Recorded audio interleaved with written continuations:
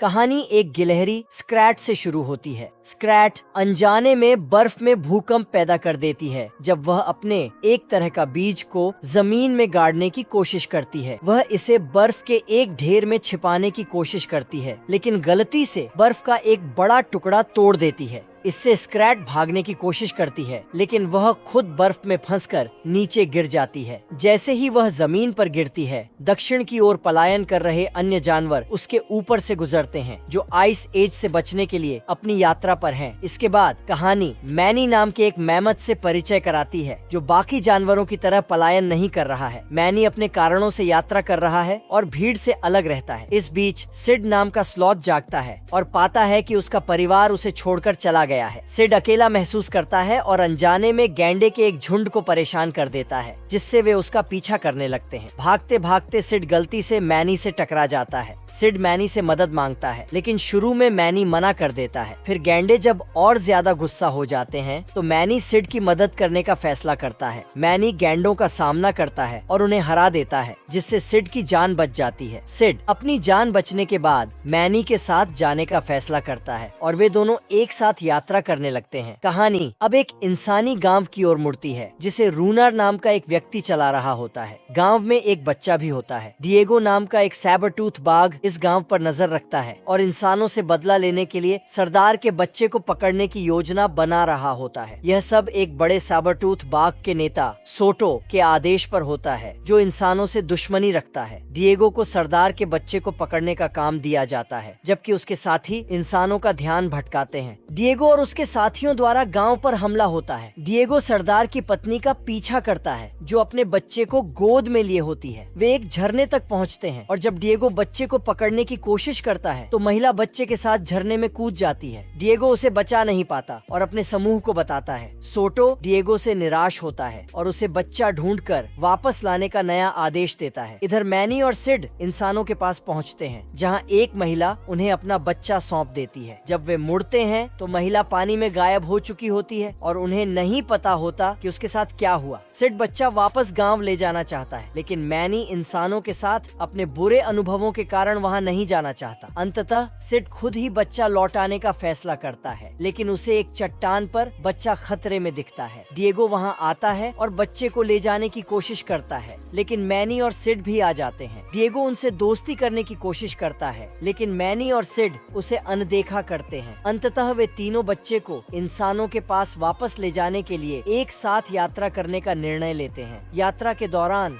बच्चे को डायपर बदलने की जरूरत होती है और सिड इसे करने का जिम्मा लेता है। इसी बीच बच्चा भूखा हो जाता है और वे उसके लिए खाने की तलाश करते हैं। उन्हें एक तरबूज मिलता है, लेकिन एक पक्षी इसे चुरा लेता है। सिड मजेदार अंदाज में पक्षियों से लड़कर तरबूज वापस लाता है, लेकिन फिर गलती से इसे तोड़ देता है। सौभाग्य से बच्चा तरबूज के छोटे टुकड़ों से भी खुश हो जाता है। रात में जब वे सोने जाते हैं, मैनी डिएगो पर भरोसा नहीं कर पाता। डिएगो बच्चे को चुराने की कोशिश करता है, लेकिन शोर के कारण वह ऐसा नहीं कर पाता। बाद में पता चलता है कि उसका समूह उसे देख रहा होता है और वह उन्हें चुप रहने को कहता है। वह कहता है कि वह बच्चा और मैमथ को अपने साथ ले जाएगा, लेकिन तब जब वे उसका पीछा न करें। अगले दिन मैनी और डिएगो बच्चे को नहीं पाते हैं और घबराकर उसकी तलाश करने लगते हैं। दूसरी ओर सिड बच्चे के साथ खेल रहा होता है और दो मादा स्लॉथ के साथ मस्ती कर रहा होता है। मैनी आता है और बच्चे को वापस ले लेता है। सिड उसका पीछा करता है और बच्चा उधार लेने के लिए कहता है, लेकिन मैनी मना कर देता है। सिड वापस जाता है और वहीं फिर से गैंडों का सामना करता है, जो पहले उसका पीछा कर रहे थे। सौभाग्य से डिएगो समय पर आ जाता है और गैंडों को डरा देता है। इसके बाद वे स्क्रैट से मिलते हैं, जो इशारे से उन्हें इंसानों की दिशा बताता है, लेकिन साथ ही यह भी संकेत देता है कि वहाँ सैबरटूथ बाघ भी है। डिएगो स्क्रैट को चुप रहने के लिए कहता है और वे अपनी यात्रा जारी रखते हैं। डिएगो जानता है कि वे इंसानों के करीब पहुंच रहे हैं, लेकिन वह बच्चा सोटो के पास ले जाना चाहता है, न कि इंसानों के पास। जब मैनी और सिड उसकी बात नहीं सुनते तो डिएगो बर्फ के एक बड़े टुकड़े को गिरा देता है, जिससे उनका रास्ता बंद हो जाता है और उन्हें डिएगो के रास्ते पर जाना पड़ता है। साइड अलग रास्ता लेता है और बर्फ में जमे हुए प्रागैतिहासिक जीवों को देखता है, लेकिन अंततः वह अपने समूह के साथ वापस मिल जाता है। वे एक गुफा में प्रवेश करते हैं, जहाँ मैनी को गुफा की दीवारों पर चित्र मिलते हैं जो इंसानों द्वारा मैमथों के शिकार को दिखाते हैं। ये उसे उसके अतीत की याद दिलाता है। अब उसने अपने परिवार को खो दिया था। मैनी दुखी हो जाता है, लेकिन बच्चा उसे दिलासा देता है।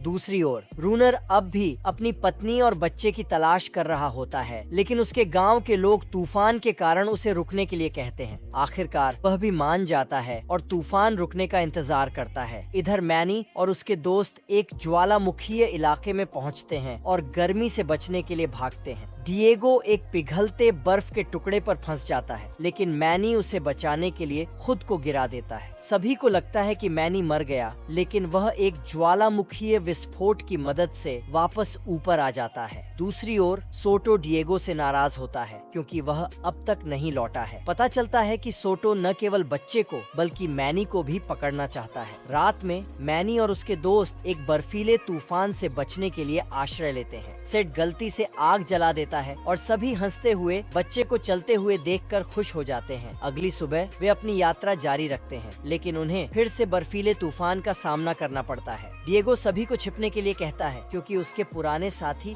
उनका पीछा कर रहे होते हैं। डिएगो अंततः मैनी को अपने असली इरादों के बारे में बताता है और कहता है कि वह बदल गया है। वह अपने पुराने साथियों को मात देने के लिए एक नई योजना बताता है। डिएगो अपने साथियों से मिलता है और सिड को पकड़ने की योजना बनाता है क्योंकि वे मानते हैं कि सिड के पास बच्चा है। हालांकि सिड के पास बच्चा नहीं होता। स्थिति तब और बिगड़ जाती है जब मैनी वहां आता है और सैबरटूथ बाघों को भगाने के लिए लकड़ियों का इस्तेमाल करता है। अंत में सोडो और मैनी का सामना होता है। डिएगो सोडो से लड़ता है, लेकिन बुरी तरह से हारता है। सोडो बच्चे को नुकसान पहुंचाने की कोशिश करता है, लेकिन मैनी उसे फेंक देता है, जिससे सोडो की मौत हो जाती है। सैबरटूथ बाघ अपने नेता के मारे जाने के बाद वहां से भाग जाते हैं। मैनी और सिड घायल डिएगो की मदद करने आते हैं, जो कहता है कि वे अपनी यात्रा उसके बिना जारी रखें क्योंकि वह बुरी तरह घायल है। कहानी के अंत में रूनर अपने बच्चे की हार मान चुका होता है और उसके गले का हार देखता है, लेकिन तभी वह एक मैमथ को देखता है। वह अपनी भाला उठाता है,